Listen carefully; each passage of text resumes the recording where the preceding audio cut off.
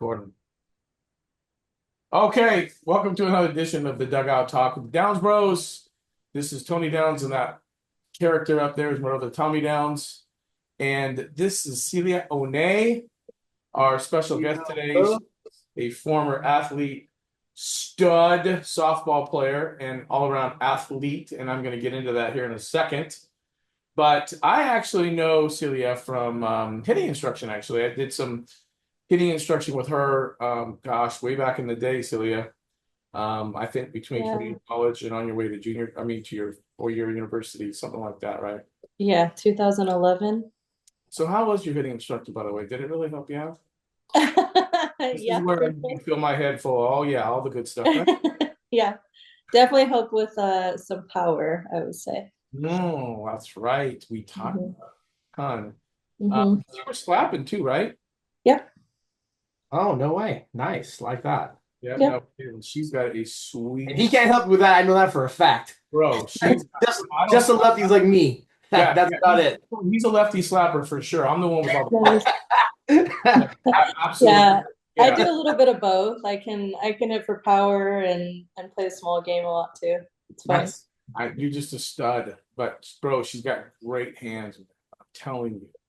She's got pop. That's why I was like, you're a slapper? I'm like, holy, you got crazy pop too. So and that's just because you have good hands. You got a quick twitch. But anyway, this was back in the day when she was freaking swinging it. So I miss those days. we all do. Let's Yeah, see. Oh, no, this is her in a nutshell, man. Went to Buckeye Union High School. Graduated what year? 2009. 2009. 4 sports, 11 times letterman. Are you freaking kidding me? What sports were there? So basketball and softball were 4 years, and then I didn't start playing golf till my sophomore year, and I later the Cut it 3 years out. I did golf. Yeah. tough to You, do softball and golf. Jeez, that's a different swing. yeah, usually, Well, I hit lefty in softball, and I hit righty in golf. Dude, that's yeah, you know what? nuts. Casey and Tyler the same way. They can't pick up a golf club left-handed. They couldn't pick it up right-handed. I That's don't know Yeah. why. Maybe that's why it's been okay for them because that left-handed swing, they were slicing everything, man. Like they were pies for like a whole community. They was like all over the place. But Yeah.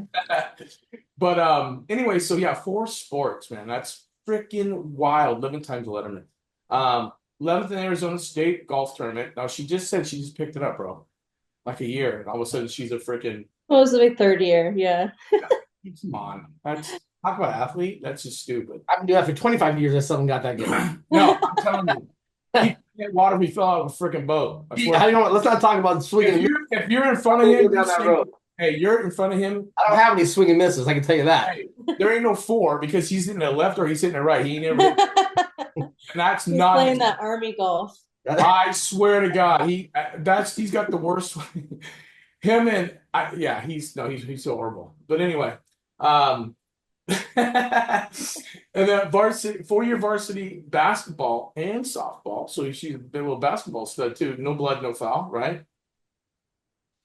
She's You like, fell out of any games? when? I'm sorry. Have you fouled out of any games back in the day? I don't think I fouled out of any games. I what I was really great at was playing defense, and I was fast and moved my feet, and I would foul here and there, but I would rarely foul out. I don't think I ever did really. Yeah. She's just stealing that ball, Jack. And first team all region 3 times. Was that in softball? Yes.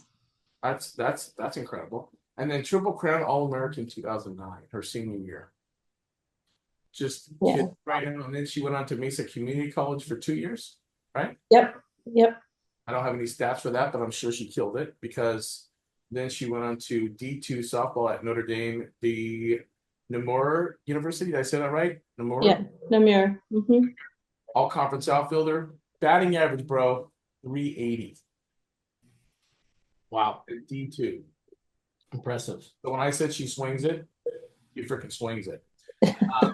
Ran 1 season cross country. Yeah, why not? Throw that out. NDNU after finishing college softball career. What the hell? I might as well try that sport as well. Nuts. Played 1 year overseas in Germany in 2016. How cool was that? That was amazing. It was a really cool experience. How's the food? German food is good. Really, what's great about Europe in general is there's not a bunch of crap in their food like there is Yeah. here.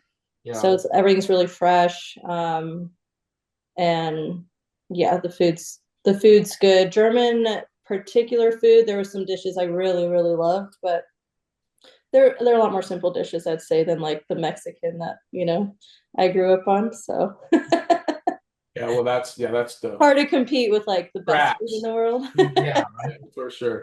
So we got to go back to that because I want to ask you some questions about that. And then she was a coach. She's like, all right, done playing. I'm going to be a coach. Coach in high school basketball at Twin Paw for 3 years. Won 3 region championships. Why not?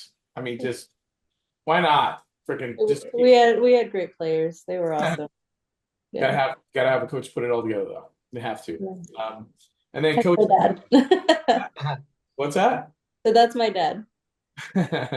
Love pops. Okay, coach high school softball at Buckeye in Australia Foothills for 4 years, and then coach one-on-one private hitting lessons for 6 years. So took a lot of that instruction and then used it as an athlete, and then used it to help a lot of these kids kind of get better, which I think is freaking awesome. So that's her in a nutshell. That's a freaking huge resume. So we definitely got a stud on here tonight, and we're gonna start hitting her with some questions about kind of what we're gonna talk about tonight. So first of all, let's go into. I'm gonna find my. Do you need your glasses so you can find it? Jesus. I know. The thing is that when I sent her this, I sent it to different. Okay. So my first question, I'm gonna go ahead and start off because I do not want him to talk. So I'm gonna take first. And I liked his questions. Boom. You hold on now. Wait a second. You I just didn't say I didn't like yours. I just said I liked his All that matters is you said mine first. That's all that matters. listen. You didn't say you didn't. You did either. Hey, if you ain't first, you're last, my man. All right. Hey, listen. Go ahead, Tommy. Go ahead and ask her the first question. You know what? You know what? I think I should. Go ahead. Go ahead. All right. So, what has been the biggest universal skill needed in all the sports you played, and why has it made you better as an athlete? I would say the best skill that I developed throughout the sports years and really carried through my life, but I think made me stand out as an athlete was um, the mental toughness I had, the grit, and really just like there's a lot of skills and techniques I learned throughout the years to help me have the right mindset going into things and going through whatever games I was in, and all the there's mental stuff we deal with before and after games and practices outside of like the actual competition and during. So I would say all the mental stuff that's has nothing to do with like the physical skills. Sure. And what do you think, like, how it is nowadays? Because I know you played a little while ago, but I know there's so much change just in sports and in the world in general. Do you think that's more important nowadays than it was back in your day? That's a good question. I would Sorry, that was say kind of off of what we were supposed to talk about, but I just thought I would that's slide okay. that there. I think it's definitely relevant because she also coached too. So you're gonna have two perspectives here. Yeah. Right? I do think it's important for everyone, no matter what level they're at. But I think that kids are probably developing faster and faster these days. So it's like that might be something that they start to be taught earlier and earlier. Like I think people also have so much more access to all the information earlier too. So to give yourself an edge, maybe it helps to get the information earlier because kids are just getting good so fast with all the resources they have now. Like, and that's how sports should evolve, right? It should get better and better. The games, whatever game you're in, should always be growing because you have better people to have as examples, train with as time goes on.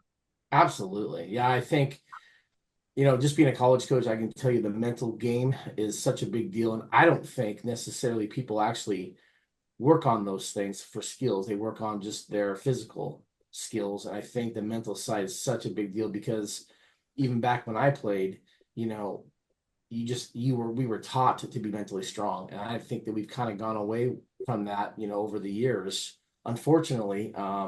But I just think it's such a big part of the game. I mean, again, the game's probably 90% mental and nobody really works on that. They work on the 10%. Does that make sense, I guess? Yep.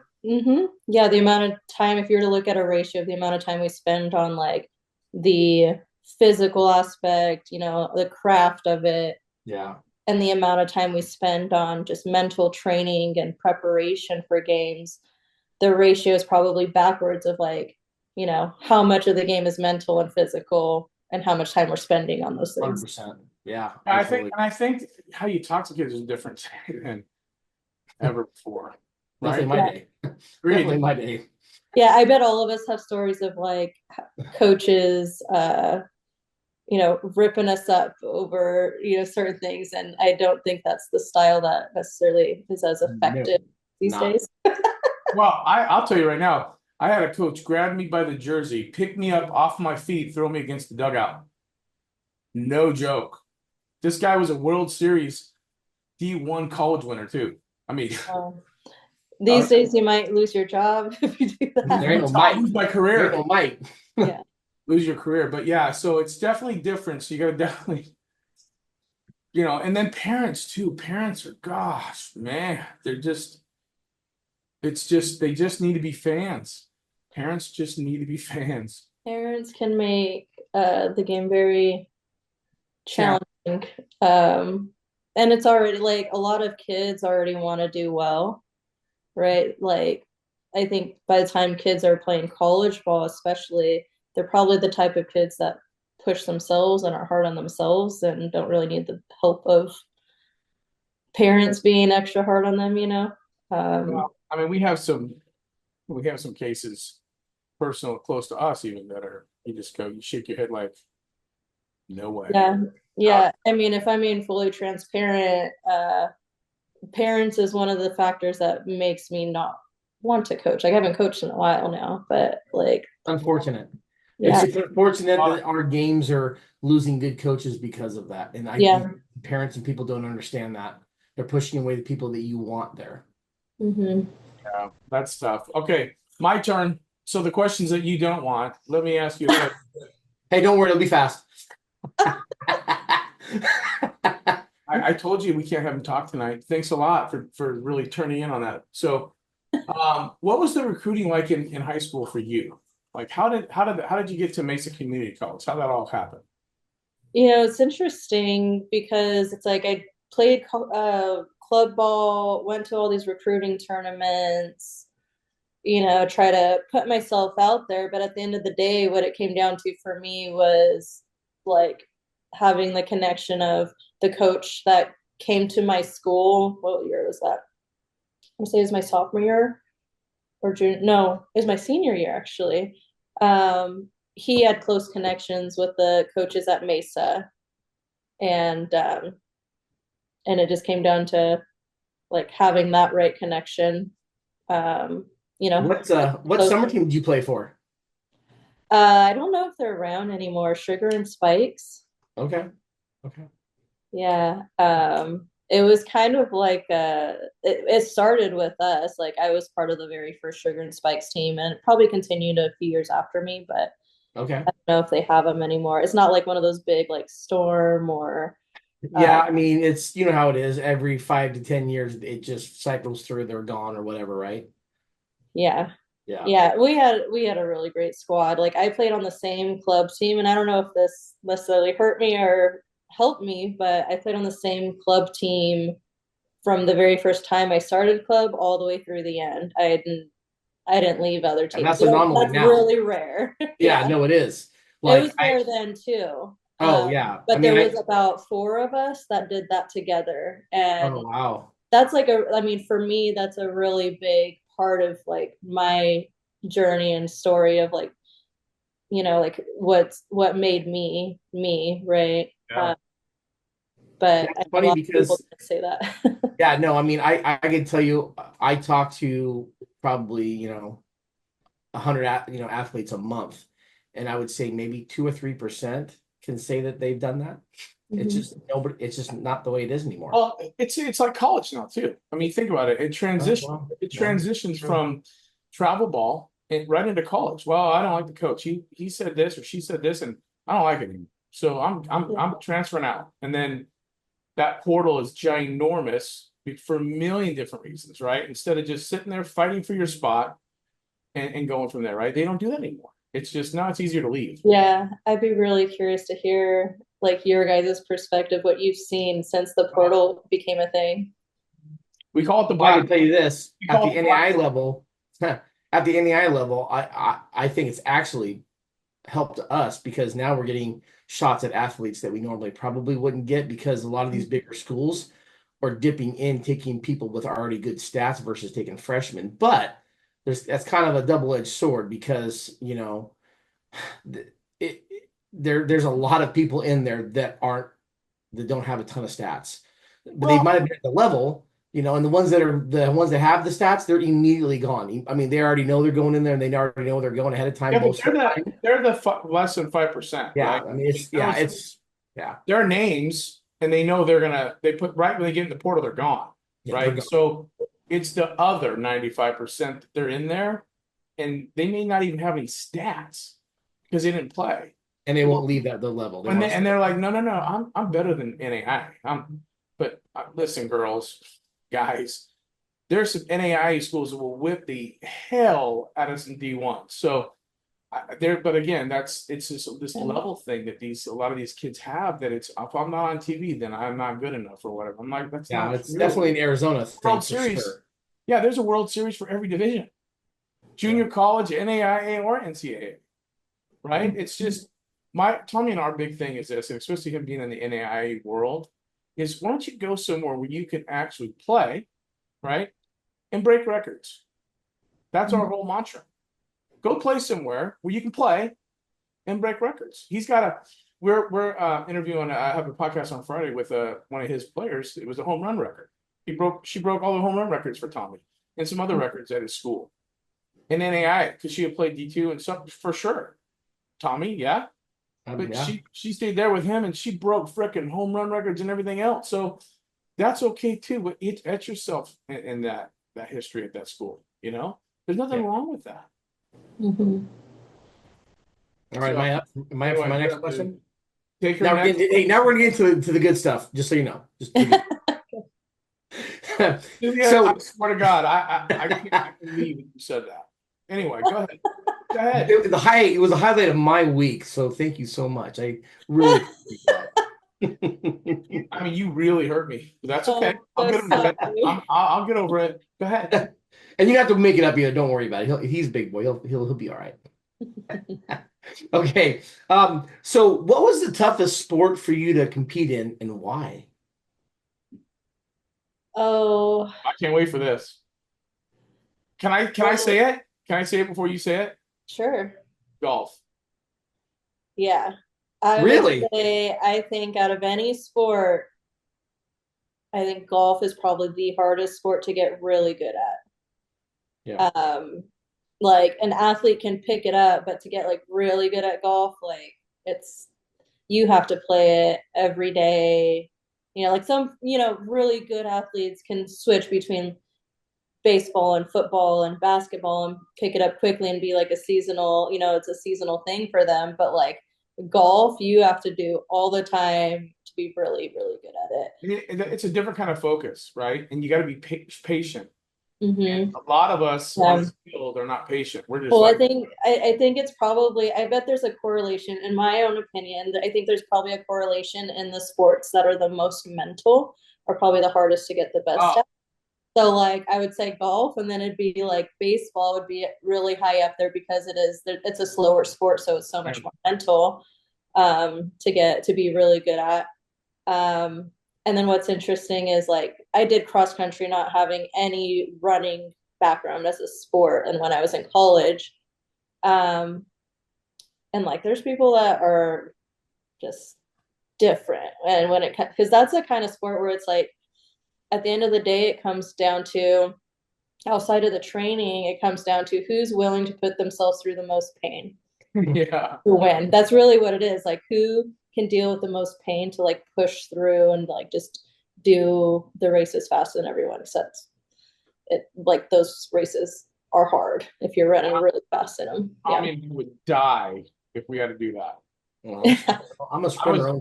I ain't doing that long distance stuff. Yeah, I was built around. I was built around going around 4 bases or 3 bases. That's it. I can't. Yeah. Straight line, hard pass.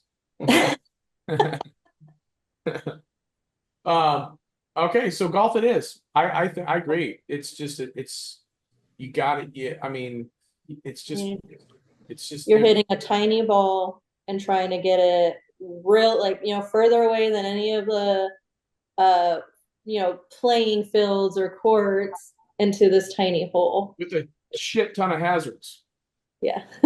In your way, like somebody swatting it out of your hand. And then worst of all, the enemy that's in here between the hazards. That I have one of those guys.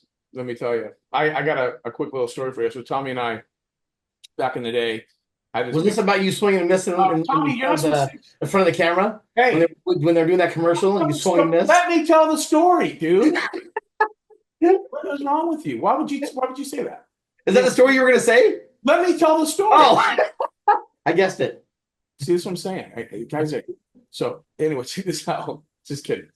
So we had this company, big golf tournament, right? Big, ginormous, freaking cameras are out there. We didn't know where they were from, and all of a sudden they said, "Oh, it's ESPN." Well, our group, my brother Tommy and I, a couple other people, had first tee off. Right?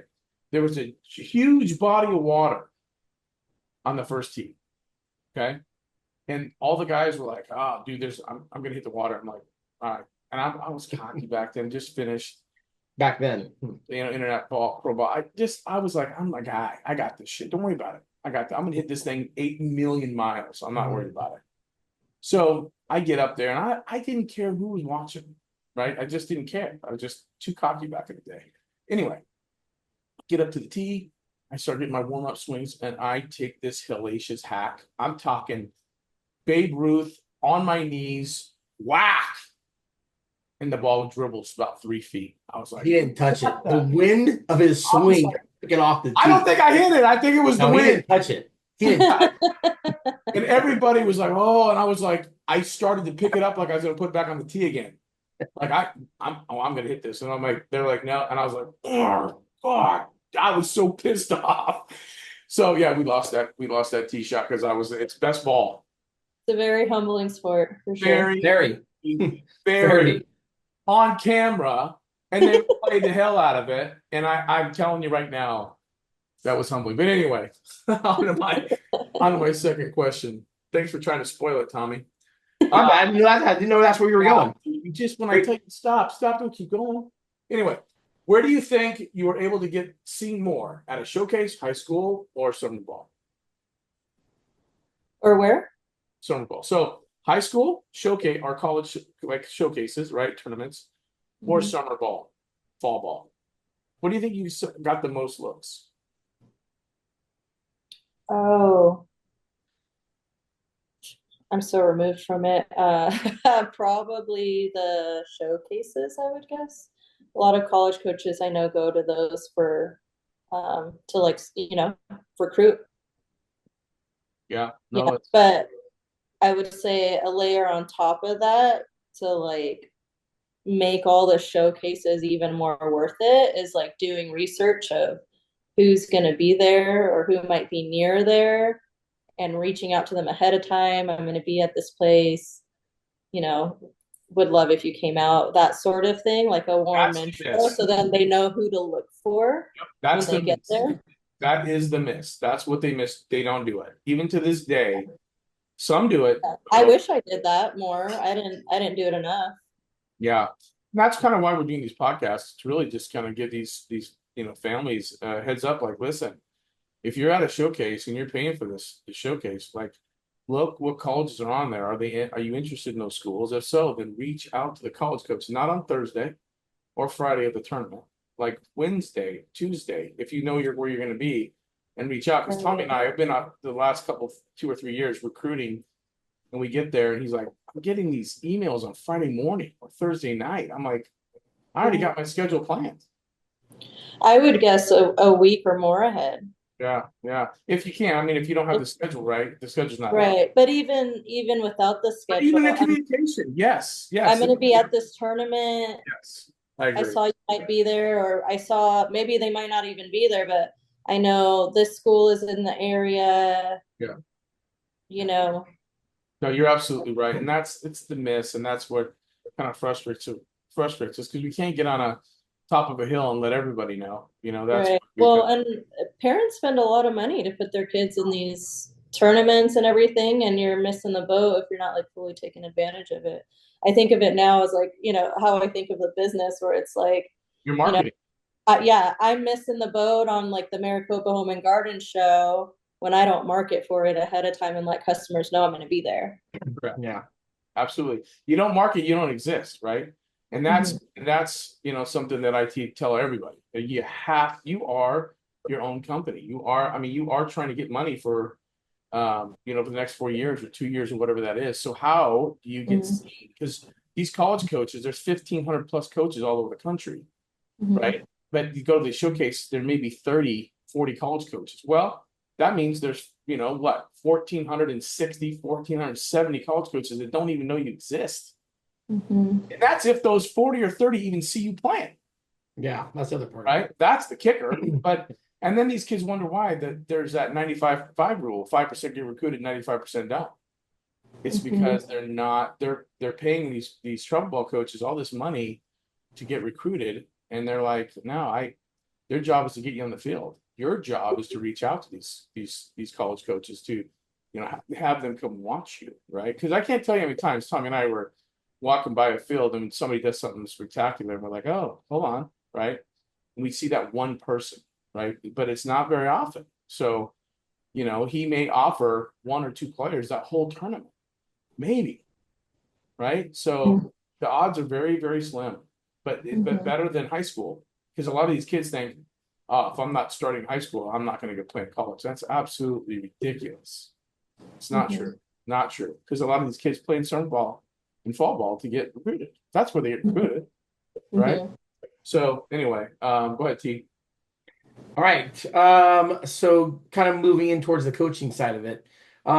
As a multi-sport athlete, what's contribute or attributes has made the transition from being an athlete to a coach helped you? Coach Tony. So, Come on, you got to give me some love. Do it. What the hell? So do it. what attributes? Yeah. Great hitting instructor, Tony So, Down. what I was actually going to say, truthfully, is Thank you. as a player at every level, I was paying attention to all my coaches. Even when they weren't coaching me, they might be talking one on one with another player. And I was paying attention to everything. And so I think that all around made me a better player. But also when it came to coaching, like I had so much tiny detail oriented information Yeah. that like I knew how to convey a message or how to do a certain drill and like for it to click for somebody because of the loads of like information I gathered and like styles of coaching. um yeah, I think it was paying attention to all my coaches as much as I could because I wanted to one be the best for myself, but also two, I knew like I think that's what helped me kind of evolve into a coach where I was like, oh, I know this stuff like very detailed. Like I know how to teach a swing from absolute scratch and like How to be successful with that have swing. someone be really great and then like I'll take somebody that like has been throwing for a very long time and teach them how to throw from scratch, like make them start all over because I saw my coaches do it with me. We call that a student of the game. Really, it's a Yeah. student of the game. I was And just gonna say those that. I mean, it's they make the best coaches. Really, I mean, yeah. because you put in the time in to learn your sport, right? and to know it so much that you're adjusting. Like, say, we'll take hitting, for example. You're at the plate and you're not changing well, let me go back. At the plate, you're actually making adjustments right then and there versus your next at bat or the next game or whatever. Because you know so much about hitting, you're making the adjustment immediately to be successful, right? Being a student of the game. And that's Right. where success comes from. That's where you get a 380 batting average in D2. Yeah, I would pay attention to a pitching coach teaching the catcher how to call pitches. Like I would pay attention to that, even though I was not a catcher or a pitcher, but it would help me as a hitter. Yeah, picking Yeah, up the little that's intricacies, right? Like when they're going to throw a curveball, a rise ball, or whatever, and you can see that because a catcher, they have that. That's their advantage, right? Is to know as much about hit pitching as we just talked about this in the camp weekend or so ago. It was understanding what they're throwing, so then you can help that pitcher be successful on the field because a lot of coaches don't have that timeout. I need to make I need to go to the mound and talk. They don't. They're limited on how many times they can go out there now. So, they have to figure this out on their own. So, yeah, no, that's huge. Tommy, anything else on that? no, I mean, you said what I was gonna say. I mean, it's nowadays, being a student of the game is such a big deal for coaches. I mean, again, I look at it like this, outside of specifically teaching something. I mean, I'm the structure, I'm the lines. The best athletes are the ones that understand what's needed to be done and they do it because they have the knowledge, they understand it. They know Yeah. what everybody's supposed to be and what they're supposed to be doing, and they start pushing it. Those are the best athletes to have. You can have, 10, 15 of those, it's gonna be hard to lose. Yeah, Well, that, that one Not reminds me. That one yeah, reminds me of my Theodosio. That he would always tell me, like growing up, know your job, do your job, know your job, do your job. Like that's it. It's well, simple. yeah, and I think it makes other people around you better, right? Yeah, Yeah. Because they see your drive, your push, your routine, and thing like that, and yeah. they want to do what you're doing because you're having success. You know, There's nothing worse than me having to go, hey guys, let's go. Hey, let's do this. I mean, again, if you know what's expected, get going. I mean, what do I need to say? Somebody take the lead and let's go. Right? I yeah. mean, that's just knowing what you're supposed to do. I love You it. I know, mean, that's awesome. yeah, I played in a big college program, and my coach was one of those kind of coaches where you came in to play, you better know how to play. I don't need to teach you. That's his mantra. And so I myself would do hitting instruction all the time with our players. I'm not even kidding you. My the junior year all the way through my senior year was just helping these guys with their hitting. And it's just because I was blessed with coaches when I was younger teaching me, the intricacies of hitting and like you said, during surgery from, beginning to end, really, and then knowing what adjustments to make. So yeah, it all helps. Again, student of the game. I believe in that for sure. Okay. So third question. So I'm gonna change this up a little bit because it says what's the best advice you ever received as a high school or college player going through the recruiting or going through the process, right? Yeah, like maybe there was something you heard at a showcase from a college recruiter or whatever. But what was the best advice that you received going through that recruiting process? Like even it could be Mesa. I think the best advice that I think I heard a lot, and like if I were a college coach, like it's what I would look for too. Um, how you do all the little things really matters. So like college coaches are going to tournaments and they might not be looking necessarily for the one person that makes the biggest play of the game. They're actually watching all the little things you do. Like, are you talking, through like, are you a talker a lot, like communicating a lot? Are you doing like your small fundamentals right? Are you um, keeping your teammates up? There's a lot of little things that like aren't even the actual like making a play part of it. How do you warm up? How do you get, prepare before a game? What are you doing in between innings when it's not like, when you're not at bat, or, what are you doing in the batting circle? Like Yeah. on dead circle, like a lot of the little things really matter. So that's what I did. Like it was like everything mattered. So it's, how you do little things, how you do everything. So Yeah, that's a great Hard to point. And I will tell you that Tommy and I will sometimes we'll sit in the parking lot. We watch these kids carry their bag or not carry their bag. Their parents carrying their bag is a big no-no for us, right? Mm, I can't tell you all the college coaches that we've networked with, talked to, and we always the good things always come up, but it's always the negative things, really. Mom and dad bringing food over to the dugout, hmm the kids being on their phone. It's a big no-no for coaches. They're like, if they're going to do that here, they're going to do that on my field. Yeah. Or even like if you're near a player, I would say like their mouth, Yeah. how are they talking? Yeah. Are they respectful? How do they take instruction? How do they take Mhm. communication from the coach, whether it's constructive or Mhm. not? Body language. Body Oh, language is a The big one list for me. goes on and big one for me. on. Yeah. This goes on and on. It's so like such a big deal now that a lot of these college coaches are starting to talk about these kids wear these Crocs. They walk in these Crocs and their shirts untucked, and they need to walk in with their cleats, and they need to walk with they're walking with their shirts tucked in. Now, this isn't all coaches, but a lot of coaches talk about that all the time, and so that's a big turnoff for them, right?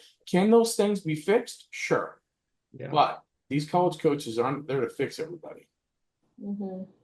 right, Tommy? Well, and everybody wants a specific type of athlete, and I get that.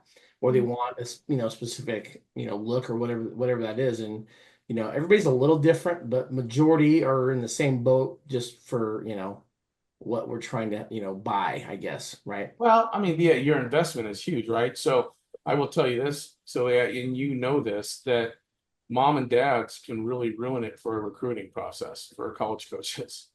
If these guys are in and they're not just being fans and watching the game and they're being loud and stupid and talking crap about the coaches and umpires even, they're like, oh, they're gonna come out to one of my games and that's who I'm getting. I'm investing in their daughter and this is who I'm getting with them, right? Yeah, And so they're it's Yeah. like, it's crazy. Like, here's a great story for you, real quick. We were just at a college recruitment tournament last week, and and we had a pitcher in a camp, and we worked with her. And I was like, God, this kid's really good. I went to go see her the next morning. She told me when she was playing. I went to go see her the next morning. Coach goes, "Yeah, we had to let her go last night," and I'm like, oh, "No way!" And they're like, "Yeah, Dad kind of lost control, and we couldn't control him, so we asked him to he leave." was a coach. And he was one of the coaches. And I'm like, that's unfortunate. So we walked. We just walked. Didn't go. Isn't that Yeah. crazy? So like Sad. It's sad. It's sad. little things like that. Yeah. Those are I mean, I guess anyone, like, it's like, I would bet that the players know when they have one of those types of parents that could kind of get in their way. And I would say those kids probably want to go to a school that's pretty far away, you Most know? most of the time, you're right. Yeah, I Yeah. know. Because then And that's not a part of them.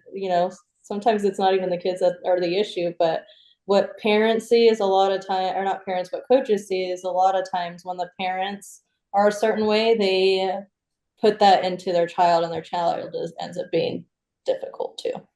it's true. Unfortunately. It's true. And it's not Yeah. so all the time. We have again, a personal situation that it's not true. I'll pull it up so that, but yeah, Yeah. Mhm. 100%. So, all right, T, you're up, buddy. Oh, the last of the good questions. All right, Sylvia, I'm so glad I called you for this podcast. It makes me feel so good. Go ahead. Love it. I You love guys are a it. lot of fun. All the questions are great. Well, let me end with, in my opinion, one of the tougher ones. You know, how do you feel about women's sports where they're at, today, and what would you want to see changed? Uh, Good question. I mean, this can go a million different ways yeah. because women's sports get shortchanged so bad. It's true. It historically has. I think we are like at the tip of the iceberg right now of some really big, exciting things happening in women's sports. Agreed. Yeah, it's really exciting. So this last year has been awesome for women's sports, especially anytime the Olympics comes around.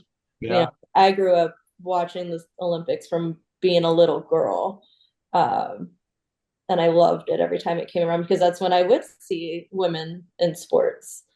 But it's starting to, I feel like it's starting slowly to be more mainstream. And I just always thought the argument was so funny from guys, especially like growing up in sports. I'm around a lot of athletes, right? And so the argument would be like, no one wants to watch girls because they're not as athletic, can't jump as high, run as fast, all this stuff. Um, but I was just like, no, actually, the reason that women's sports aren't shown as much is because there are not people putting the funding into it to promote it. And we see all the men's sports so much more because they're promoted a whole lot more, and now that we're starting to see a lot of promotion going into like the WNBA, like they're getting a lot more.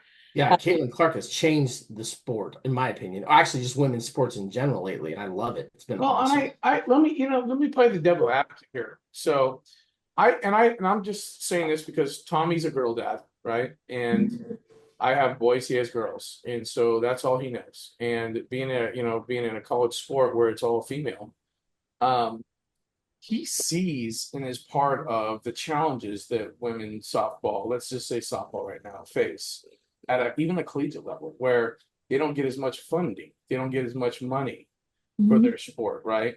And I think a lot of these men that are coaching in these female sports are really advocating for female sports and really, kind of bringing it to light that, listen, this has got to change because, I'm not saying it was just all female, but with these men now being part of it, coaching, they can see with their own eyes that they are getting shortchanged without a doubt, 100%. And it's unfair, right? It's totally unfair. It's Football, yeah, football with scholarships and this and that and all these uniforms, and then bam, you got a softball team or a soccer team, and they got one uniform, right?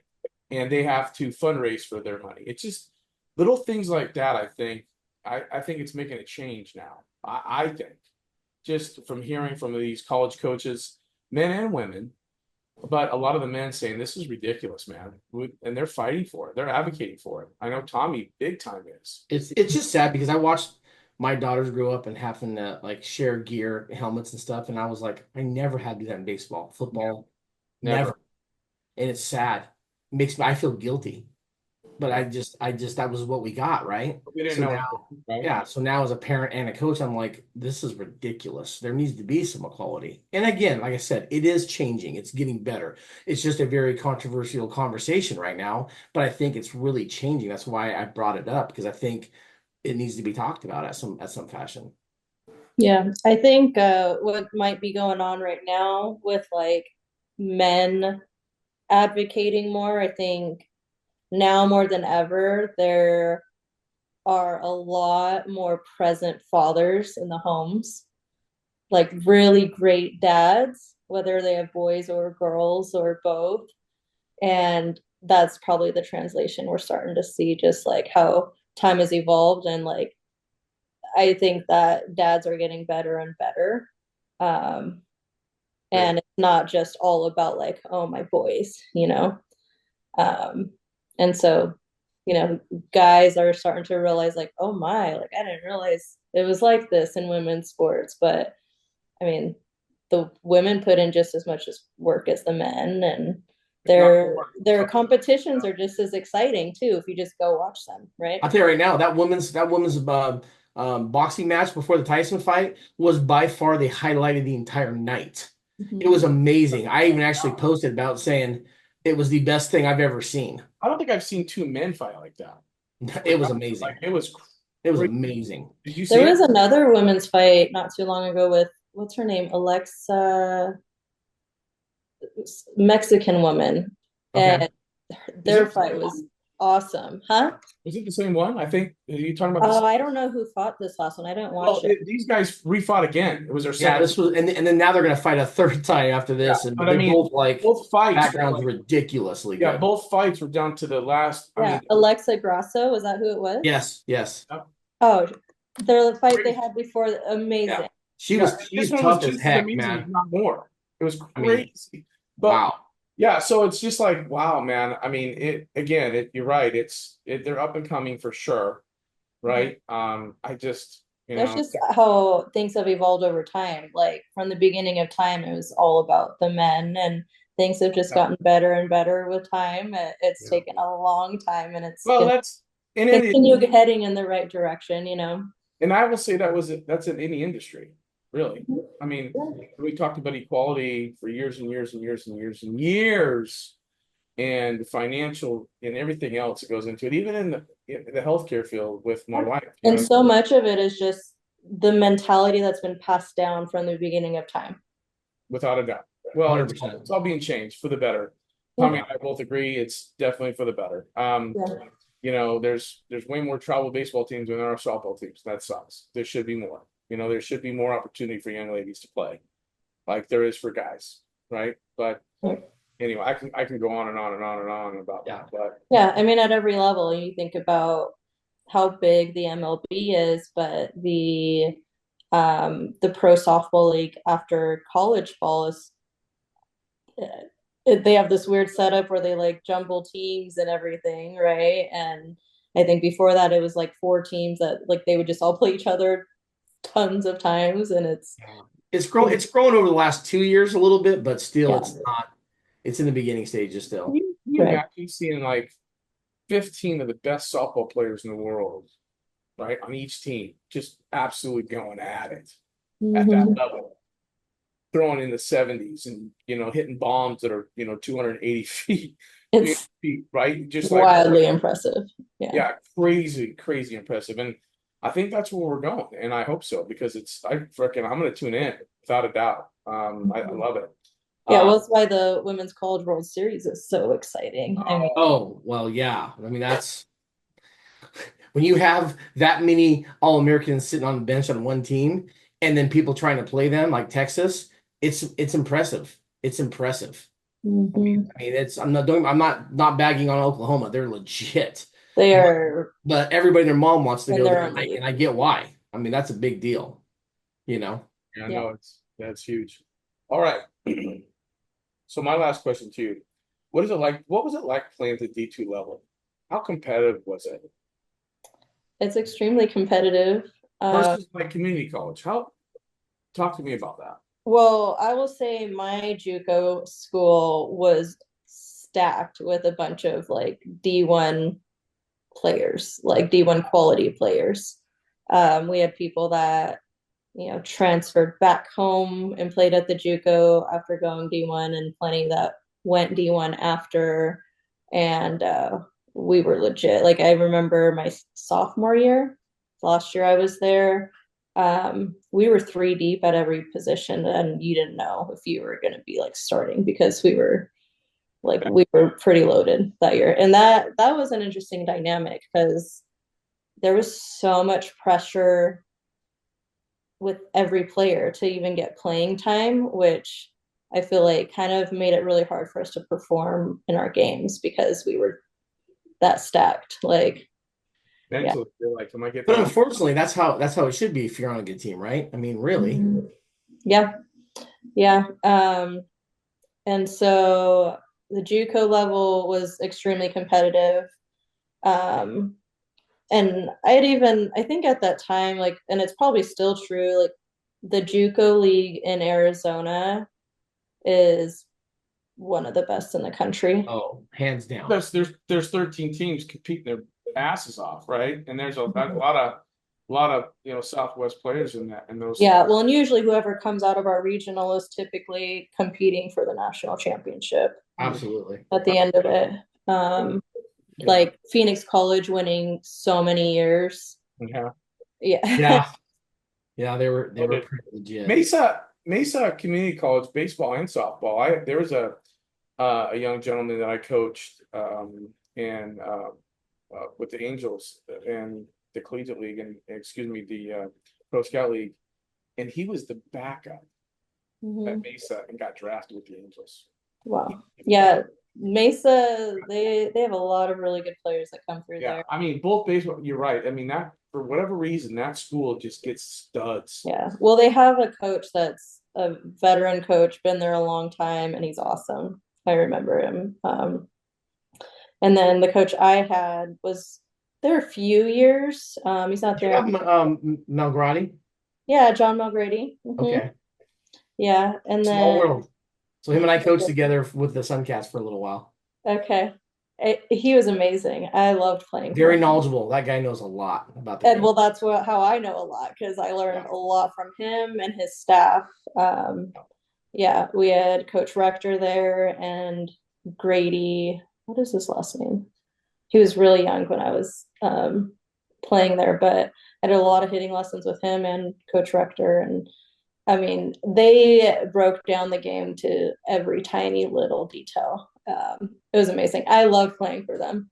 Yeah. I learned a lot there, and I really credit like how good of a player I became to like the first 2 years, like the first year I was there, because like they didn't care how good you were. They treated all of us like we didn't know anything and made us learn everything from scratch to play the way they wanted us to play. Yeah. And we were freaking good. So yeah, no, I think that's awesome, and I think that's a quality coach right there, right? And again, teaching the game, making you a student of the game. But yeah, and then Division 2, by the way, like it's not far off from being D1. We would play off-season stuff against, like in like a fall tournament. We played against Cal my first year at the university. We lost to them by 1, and then my senior year we beat them by 1. And just full innings as if it's like a normal game you would see in a regular season Division 1 game. Like we had players that are that good, and we played well together, and we competed. And so I really don't think there's a huge difference between Division 2 and Division 1, and probably like so through the rest of the levels as well. I think what it comes down to is how loaded these like say Division 1, like probably what separates them is how deep they are. well, and I want to talk to you a little bit about that because even at a D2, no matter what division it is, right? A lot of coaches are getting really pushed now to bring in some staff. I mean, some players, and they're 3 or 4 deep, right? And then and they're all studs. They're not like people that aren't going to get in the lineup. Like they're all competing, can all start, and and how many of those kids actually? So let me ask you this: in both of those years at the university, did you have a lot of transfers out because of the competition or because they over recruited? Not at the not at the school I was at. It was a really small private Catholic school in the Bay Area, and I think they probably had a tougher time getting people over there. Like it historically wasn't like a super great program. We did pretty decent while I was there. We had a really special class that I was part of. There's like my senior year, we had I think 9 of us and 7 of us were starters. Like we had a really special squad that year. But yeah, no, there wasn't a ton of like transfers in and out. I guess it was I would say from my junior to senior year, there were a few handful of girls that didn't like the playing time they were getting, and they just stopped playing softball. They didn't transfer out. It happens. Yeah, yeah. Well, and it's I think the people who make it all 4 years through college, like they really love the sport.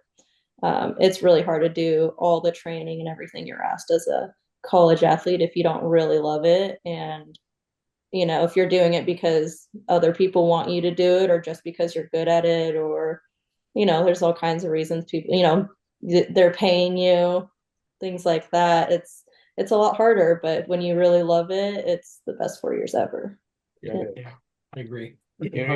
Anything else on that, Tommy, before I move on to the No, I mean that's a great conversation in my opinion. I mean that's a big deal. Yeah. So talk to us about playing in Germany. How did all that happen? I mean, you're playing in California, you finished your 4 years, right? You got your degree, right? Yep. Okay. So my last softball season is 2013. I knew I was not done playing. Like I was heartbroken when we like, The fire is right here, right? yeah, like I was like, I know, for a long time, I was like, I want to, of course, like the dream when I was little was like playing the Olympics. Sure. That was, a really far-fetched dream. And, I just wasn't at that level at that age, right? But anyways, I knew I still wanted to play. So like the big goal was like play professionally at some level, like play at least, some season after college ball. And it wasn't until like almost 3 years later, after my last softball season in college, that I was on this website, baseball jobs overseas. Oh, Honestly, yeah, I had a profile on there, and I got contacted by a couple different teams, and one really wanted a catcher, which I was like, I'll do it, like I'll catch, but it's not like what I was the best at. And they ended up picking one other, like another girl was between me and her. And then um, the team I went and played for in Germany, they contacted me and they wanted like a middle infielder mostly. And that's what I did. And it was awesome. I was there from like, I want to say April or May to October. And I didn't get paid a ton, but like everything was covered for me while I was there. And I was out there to play softball. And then when I awesome. had some free time, I got to travel around Europe because it's really easy to get around once you're out there. And yeah, it was one of the coolest things I've had the privilege of doing. So the cool thing is you got to continue to play. And Yeah, that's kind of my whole point to this is, these young ladies have been 4 years and I'm done and I really still have a fire in me, yeah, right? There's opportunities. You just got to go look for them. Right? yep, So yep. if you're a young lady that still has the fire and they're watching this podcast today, what do you suggest they do? Oh, I in some ways feel like I got lucky. But there's plenty of teams. I mean, I know there's really good teams in Italy. The Netherlands is really good. There's teams in obviously Germany. Um, I've heard Australia has some teams, and it just depends. Also, like there are different levels too. Obviously, like Japan has a really good league that you could actually get paid at. How was the So competition? I would just do some research. Competition out there was probably equivalent to like, depending on what team we played, because it was kind of all like Germany's not a super well-known place for softball. Like softball's not big there. So they're trying to grow the game out there, and one of their ways of like trying to make it more competitive and growing the games is they'll hire like one or two Americans to play on their team. Got it. Um, And so, like, I played against a team who had two girls from UW. There was a girl who had moved another team there. She actually went out to play, and I don't remember what school she had gone to, but she was a really good pitcher and she loved it so much she stayed out there and lives out there Oh, and wow. stays Wow. playing for them. But I would say level of play is like somewhere between like a really good high school squad and like a okay college squad. And we're talking like Germany, right? I mean, you're saying Italy is kind of a little primer. I would say Italy is probably a lot better league, and Netherlands. Those would probably be the top two in Europe, from what I remember being. I was told. Uh, Outside Japan. yeah, I would. Yeah, And the reason why I bring that up is just because, listen, I mean, you were there, you've seen them, you've had, you've networked, I'm sure, and had those conversations. And if, we get a lot of these athletes, Tommy included, especially because the seniors are like still good. They're so good. They can continue to play, but I gotta get my life on track. I gotta get this. I want to get my doctor. I want to get, whatever. Which is great. Absolutely. But if mm-hmm. you still have the fire, are there opportunities? Hopefully there's more opportunities in the US. You don't have to go. Yeah, I did hear they're starting a league in Mexico. I don't know. I just heard that loud this last fall. They were trying to That's get that pretty together. cool. I'm like, damn, I wish we had that when I was like in my more prime. I'm like, I'm 33 now, so You're like, I think I got a swing in me still. I don't know. I Maybe. probably still have a swing on me, but it'll come with a few pulled muscles when I have to sprint down that line. Oh my God. Yeah. That's Wait funny. till you get a little bit older. Jeez, you No fall out of kidding. bed. I'm trying to be in good shape so that I can prevent injuries. But yeah, I mean, that'll be another tip I could give too. Take the workouts and the conditioning and all the training seriously because this is like a flex that I'm pretty proud of.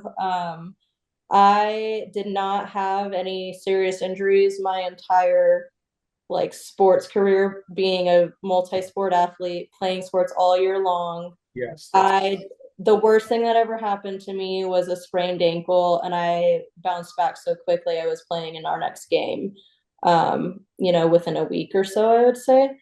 And and then the other thing would be like a jammed finger, but I would play with it, like that's the worst thing that ever happened to me. And I really credit it to like I took the conditioning and strength training seriously. You prevent you prevent injuries big Sure. time when you do that. yeah. Yeah. I'll tell you, my freshman year, I played in this elite JUCO team that was beating the hell out of D1s. I'm not even kidding you. I think we had out of like 18 players, maybe 24, we probably had 12 drafted. I mean, we were just an absolute crazy team. But anyway, I was a three-sport player, so I wrestled, played football and baseball, all 3 years. And as soon as I got done playing those, and I was in the best shape of my life. As soon as I got into my freshman year, the fall, I pulled two hammies and a quad. And I thought, what the hell is going on? Well, because I didn't have those other sports that were keeping me in condition and stuff like that. And so I truly believe that when you're an athlete like that and you keep that regimen, right, that you used to, you don't have those injuries. You just don't. Mm-hmm. So that's a great point. Love that. Tommy, anything for Sylia before we close this out? It's been great. No, you're awesome. I really appreciate these conversations. I think this is a great learning tool for people just to understand, what it takes to be an athlete, what it takes to continue to play even after you're done or even coach, right? So it's just really good to hear your perspective of that, and it's amazing. Awesome. Awesome. Thank you. Thank you guys. This was so much fun. Was it really fun? Yeah, I really Well, my enjoyed questions were, it. she said, I don't know about Oh yours. my gosh, all the We're not questions were gonna. great. You Uh, guys made it really great. I have a question for you guys. Let's go. yes. Are you guys like related or something? Are you brothers? Not 'Cause at all. the Don't know way this that guy. you guys like Sylia, fight and Sylia, on a serious note, we're not brothers. He's Seriously? actually 7 years older than me. I was joking. It was Oh, I was like, hold on a second. You throwing curveballs at me right now? Because I'm standing on my backside right now and I'm gonna hit the shit out of that. But I maybe throwing me for yeah, something. no, it was a joke with all the banter and Uh, I'm like, are yeah, you he's guys getting, he's kind of legit getting old. He brothers or probably didn't get something? that. Sorry, he just didn't get that. well, I'm definitely getting crotchety with him, especially because all these years is pissing me off. But um, Payback's a mother. he'll be here. He'll be here next week, so I'll take care of his ass then. But Right.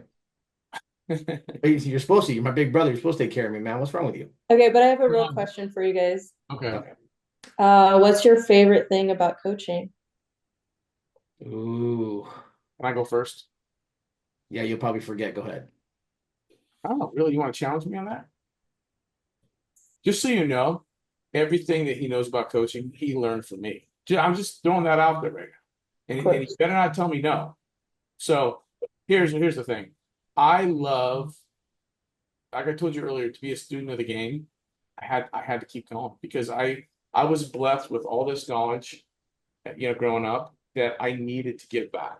That's my give back. I thought the sport blessed me in ways, I never thought it would. And it was my way to give back. And that's why I coached. I love that. It's great.